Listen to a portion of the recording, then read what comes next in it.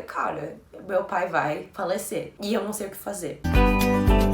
Olá e muito bem-vindos de volta ao canal mais quentinho do YouTube. Pra quem é novo aqui, eu sou a Jaz e neste vídeo aqui especificamente eu vou fazer uma homenagem ao meu pai que na data de 5 de agosto de 2017 veio a falecer. Já vai fazer 3 anos. Antes de começar, se você ainda não é inscrito, inscreve-se aqui pra receber mais vídeos sobre autoconhecimento, yoga, histórias da minha vida que possam servir de lições pra vocês. E eu também acabo fazendo alguns vlogs pra você me acompanhar e a gente passar mais tempo juntos. Ativa o sininho aqui do lado, que serve justamente pra você receber a notificação de novos vídeos. E não esquece de seguir lá nas redes sociais, onde a gente acaba interagindo e a gente tá tentando criar uma comunidade, uma família por lá. Muitíssimo obrigado, tudo isso me ajuda muito. E não esquece de deixar seu like, que isso me ajuda a entender que você gosta desse tipo de conteúdo, principalmente neste vídeo, que você gosta de saber um pouco da minha história e da minha vida. É isso, bora pro vídeo. Alguns avisos. Pode conter alguns gatilhos, então se você perdeu alguém recentemente, se você não lida bem com algum falecimento na sua vida, então talvez tome cuidado pra ver este vídeo. Segundo, bem provável que eu vou chorar. Eu já passei por muito amadurecimento em relação a esse assunto. Sim, já faz 3 anos, mas algumas coisas da história mexem muito comigo ainda, então possivelmente vou chorar. E terceiro, cara, é um vídeo um pouco mais longo, pra poder contar. Eu não trouxe roteiro, eu tô contando do fundo do meu coração. E eu estou contando porque grande maioria do porquê eu criei esse canal e como eu cheguei onde eu cheguei em relação ao autoconhecimento e querer ajudar outras pessoas que também estão nessa busca é por causa desse evento que foi o falecimento do meu pai 3 anos atrás. Então agora sim, vamos começar o vídeo. Tá, respirar fundo, né?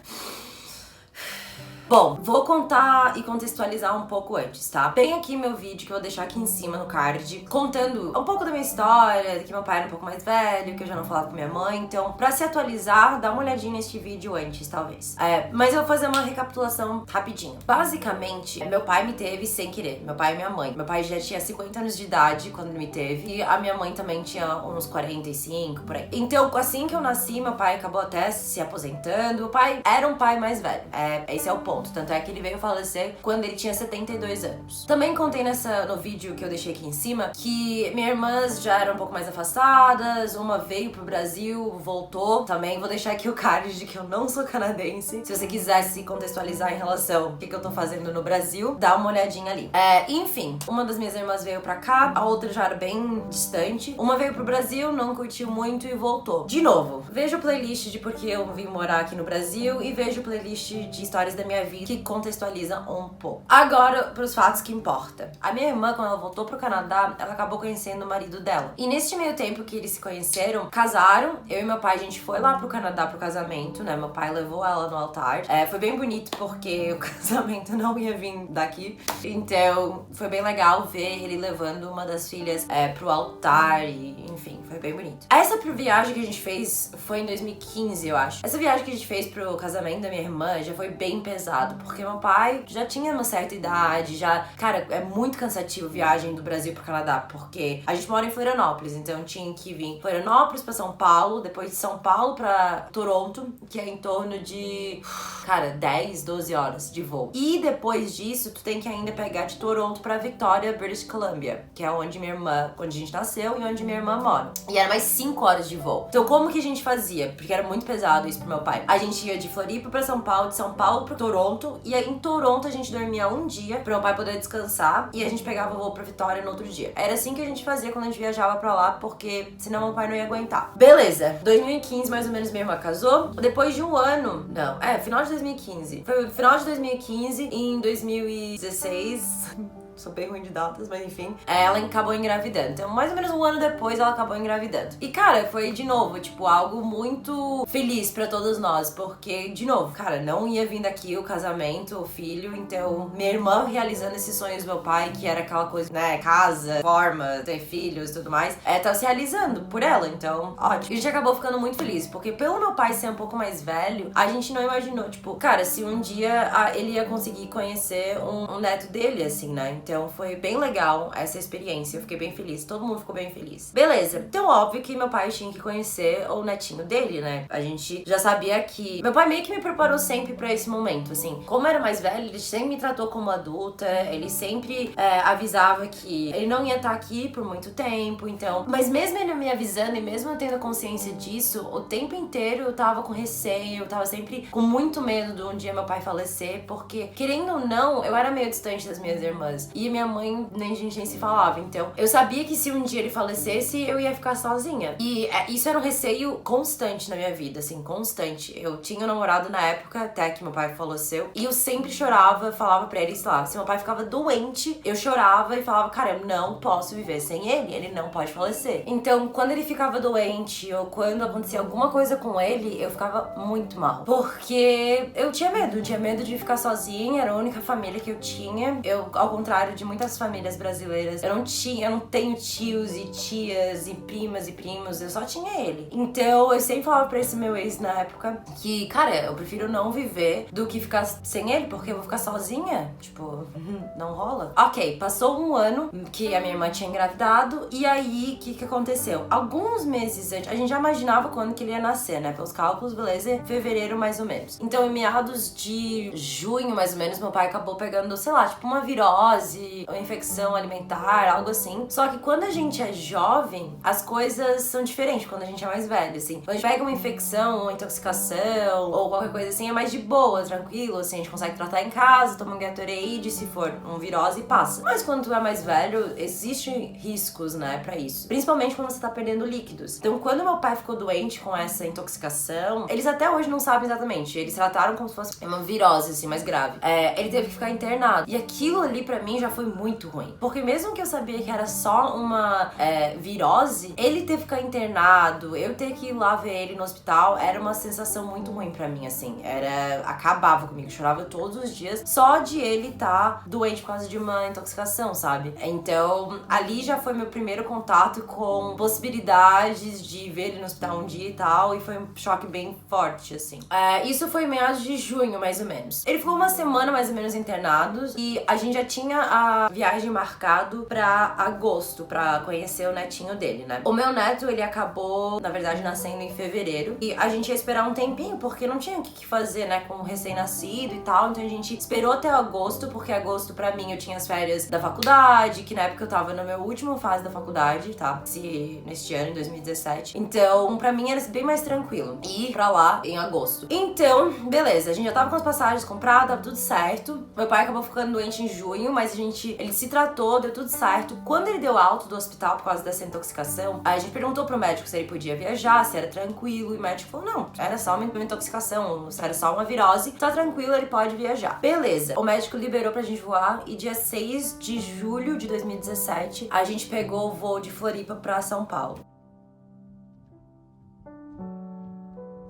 Meu pai tava tudo bem, mesmo sendo internado, mesmo tendo tido esse virose, ter passado por isso, tava tudo bem, assim. E aí, a gente pegou Floripa, São Paulo, e São Paulo já pegamos o voo à noite pro Canadá, que normalmente esse voo direto pro Toronto é à noite. E aí, de novo, tudo bem durante o voo de São Paulo pro Canadá, que é o mais pesado, que é mais ou menos 10, 12 horas, tudo tranquilo. Cara, aí a gente chegou ali em Toronto de madrugada, tipo 5 da manhã, e meu pai falou, cara, eu tô me sentindo meio garganta, pegando. Então quando ele chegou em Toronto, ele falou que ele tava se sentindo meio estranho, mas só isso, tipo, meio que febril, meio gripe, assim. Daí eu falei, tá, vamos pro hotel, a gente descansa, como a gente ia voar só no outro dia, a gente descansa, quando a gente acordar, tipo, 10 da manhã, que era 5 da manhã, né? Umas 10 da manhã, a gente come, a gente toma um remedinho, vitamina C e vai passar. Quando a gente chegou lá no hotel, ainda tava tudo bem. Aí meu pai dormiu. Quando ele acordou, tava tudo tranquilo também. Aí a gente comeu, a gente comprou vitamina C, um pouco de zinco. Ele tomou, ele falou, cara, eu vou descansar, era umas 11 da tarde, ele, vou descansar porque eu não tô me sentindo bem, tô com um pouco de febre, beleza. Quando ele acordou, ele tava alucinando. Quando ele acordou, ele tava falando em português, que é uma coisa que ele não fazia. Ele tava falando como se ele estivesse morando no tempo de, tipo, Dom Pedro, ele falava de Dom Pedro. Detalhe, a gente não falava em português, tipo, meu pai era uma pessoa super sã, nunca tinha visto isso. E aí eu fiquei assustada, liguei pra minha irmã, e minha irmã falou que podia ser por causa do febre, que minha irmã é enfermeira. Aí ela falou, podia podia ser por causa do febre. Bota ele dentro de um banho, da banheira, né? Deixa ele tomar um banho, relaxar um pouco e vai passar. Aí dá um paracetamol. Aí eu dei um paracetamol e ele foi tomar banho e, tipo, esse foi um dos primeiros fatos. Ele me chamou, ele entrou na banheira e tal. Aí ele me chamou pra tirar ele da banheira quando ele tinha terminado. Cara, imagina você ter que pegar e ajudar seu pai a sair da banheira porque ele não conseguia fazer isso. Então ali já foi o primeiro baque, assim, a primeira vez que eu vi, caraca, ele é o meu herói, ele que me ajudava a sair da banheira, ele que me levantava quando eu caía. Tipo, cara, como que eu vou fazer isso? Tipo, enfim, comecei a ficar assustada. Começou ali, primeiro passo. Botei ele de volta na cama e ele dormiu. Eu já tava meio assustada, mas ok. Aí umas 2, 3 da tarde, ele acordou de novo, falando em português, alucinando, não entendendo onde ele tava. Aí eu falei pra minha irmã, cara, eu vou ligar pra ambulância e, tipo, eles vêm, pegam ele e, tipo, a gente vai pro hospital, ele tomar alguma coisa porque eu tô com medo, sabe? Aí os paramédicos foram lá no quarto e, cara, era absurdo. Quando eles chegavam lá, meu pai ficava bem. Só que eu falava, cara, meu pai tava alucinando, ele tava com febre, beleza. Aí levaram ele e falaram assim, tá, então a gente leva ele pro hospital pra tomar um soro, pra ver o que tá acontecendo. Daí a gente chegou lá, isso, sei lá, umas 3 da tarde, vamos dizer. Aí ele chegou lá, ele tomou remédio, fez exames. Cara, eles não conseguiam identificar nada. Aí eles acharam que podia ser, sei lá, o resto de alguma bactéria que ficou quando ele foi internado aqui no Brasil em junho, mas que não identificavam nada. Então, tomar um soro, um antibiótico e voltava pro hotel. Beleza, durante isso, meu pai, tipo, não tinha alucinado mais, ele tava ali tomando remédio, passamos o dia. E aí a gente saiu de lá, sei lá, era 10 da noite, tá? Aí eu peguei e falei, cara, eu vou trocar nosso voo, pai, pra, tipo, outro dia. Porque tu tá, assim, nesse estado, não é bom pegar um voo. A gente pensa, era 10 da noite, a gente ia pegar o voo, tipo, 6 da manhã, sabe? Daí, tá, beleza. Aí a gente ia no outro dia. Aí a gente voltou pro hotel, tudo ok. E aí, quando ele acordou, tipo, sei lá, era umas 10 da noite, ele acordou de manhã, sei lá, 7. Cara, ele tava alucinando de novo. Aí, tipo, fiquei desesperado, já liguei de novo pra ambulância, pegaram ele e a gente voltou pro hospital. E eu falei, cara, meu pai não tá legal. Isso aqui não é meu pai, ele não é assim, ele não é, tipo, não é porque ele tem idade que ele alucina. Não, ele nunca foi disso, tipo, alguma coisa tá errada. Aí tinha outro problema. Tinha outro problema de que meu pai tomava muito remédio pra, tipo, coração, ele tinha arritmia, então ele tomava, tipo, afinador de sangue, então eles achavam que podia ser meningite pelos sintomas, e aí eles tinham que esperar, tirar o remédio dele, esperar o sangue dele voltar a ficar mais grosso pra poder fazer exames, né? Não pode ter afinador de sangue, porque óbvio pode ter uma hemorragia, né? Então, assim, eram vários poréns entre tantos todas as vias, que impedia e demorava mais pra gente descobrir o que era, né? Então a gente ficou no UTI, diferente do pronto-socorro da outra vez. Não deram soro, não deram, tipo, antibiótico, botaram ele no UTI. Graças a Deus, meu pai sempre foi uma pessoa muito organizado. Então, assim, ele tinha a lista de remédios que ele tomava, quantidade por dia, tudo mais. Ele levava com ele em todas as viagens uma caixinha com todos os contatos do Canadá, do Brasil, tudo ali anotado em papel, tipo, telefone, endereço, e-mail, tudo isso. Aí, beleza. Isso foi a primeira vez, a gente tava no UTI e meu pai ficava nessa, tipo assim, ele dormia, acordava, alucinava, passava, voltava. Era muito estranho, era muito esquisito. Enfim, esse rolê demorou o dia inteiro, basicamente. E aí depois, quando acharam que era meningite viral, acho que é isso, eles tinham que isolar ele, tipo, não podia ser o UTI normal, tinha que ser daquelas, tipo, quartinhos que ninguém pode entrar. Se entrar, tem que estar todo vestido, assim, pra se proteger, porque meningite pode pegar no ar se é viral, é super perigoso. E beleza, eu, desesperada, mas assim, falei, cara, é óbvio que vai ficar tudo bem, tipo assim, não é possível que vai acontecer. Se for acontecer, vai acontecer nessa viagem, eu sozinha, tá? Detalhe, eu tava sozinha, eu não conhecia ninguém que morava em Toronto. Minha irmã morava 5 horas, ela tava com recém-bebê, tipo, recém-nascido, ela não podia ir pra lá, tipo, tem uma madrasta, existe uma pessoa aqui no Brasil com a qual eu não tenho muito contato também, que a gente não se dá muito bem. Ela tava aqui no Brasil, então assim, eu tava sozinha, basicamente. E tentando segurar a onda, tá? Beleza. Aí quando o pai foi pra esse quarto isolado, porque achavam que era meningite viral, ficaram dando remédio, ficaram fazendo exames, e ele alucinando, dormindo, alucinando, tá. Chegou uma hora que ele tava um pouco melhor, assim. E aí eles acharam que tava fazendo efeitos, que já tinham, sei lá,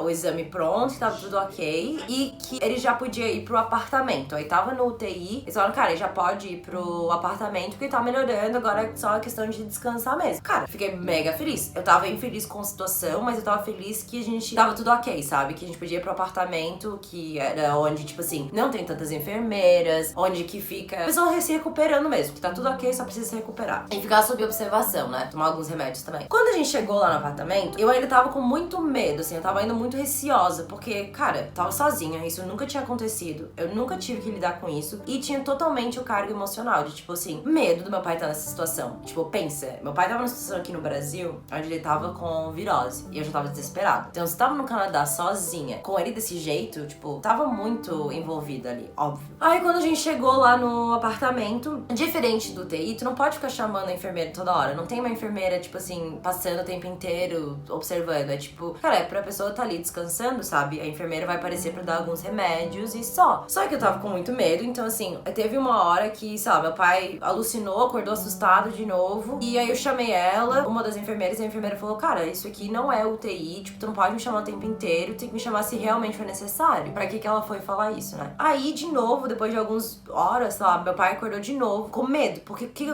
tava acontecendo agora? Ele não tava mais alucinando, ele já tava esquecendo de onde que ele tava. E aí ele via amarrado nas máquinas, com máscara de respiração, ele ficava desesperado. Então, numa dessas, ele pegou e acordou assustado, não entendendo o que tava acontecendo. E ele pegou e começou a ter, tipo, meio que um ataque de respiração, ataque respiratório. E aí, eu não queria chamar a enfermeira, porque eu achei, cara, ela vai brigar comigo, enfim, vou só tentar acalmar ele. Daí eu falava, pai, sou eu tô aqui, tipo, tá tudo bem, vai ficar tudo bem, só respira, vamos contar até 10, tipo, tentei acalmar ele e tal. E eu vi que não tava passando, e tipo, ele já tava, tipo, assim, perdendo totalmente a respiração dele. Dava de ver que era um ataque, sabe? Aí eu chamei e, tipo, então uma das enfermeiras, ela viu que não ia dar conta, porque além disso, ele não queria que ela ajudasse, porque ele tava assustado e não sabia quem ela era. Então ela teve que chamar reforço e, tipo assim, entrou 3 enfermeiras, tipo, 2 segurando eles, outros, tipo, tentando dar remédio, sei lá. E o meu pai me olhando, assim, tipo, olhava pra mim e ele olhava pra mim, tipo assim, cara, ele esticou a mão dele e falou, cara, por favor, me salva. E, cara, eu comecei a chorar desesperadamente.